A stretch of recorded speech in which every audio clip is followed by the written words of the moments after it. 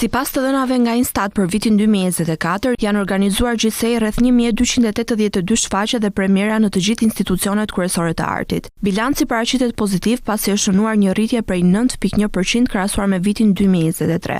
Edhe në lidhje me numrin e vizitorëve, tendenca është sërish pozitive, me një rritje prej 30.7%. Në total rezulton se ka pasur rreth 1.3 milion vizitor, ku dominues kanë qenë vizitorët e huaj duke përbërë rreth 60% të këtij numri. Në total këto institucione janë vizituar nga rreth 788.000 persona. Ndërkohë, në vitin 2024, shpenzimet e shqiptarëve në fushën e argëtimit, kulturës dhe çështjeve fetare përbënin rreth 1.56% të shpenzimeve publike, ndërsa në prodhimin e brendshëm bruto ato zinin një peshë prej 0.45%. Sa i përket subjekteve të vizituara, gjatë këtij viti u shënua rreth 468.000 vizita në muze. Krahasuar me vitin 2023, ky numër përfaqëson një rritje prej 19.7%. Kalat janë vizituar nga rreth 344.000 persona, duke shënuar një rritje prej 27% në krahasim me një vit më parë, ndërsa parqet arkeologjike rezultojnë si më të vizituarat, me rreth 501.000 vizitorë dhe një rritje prej 46.2%.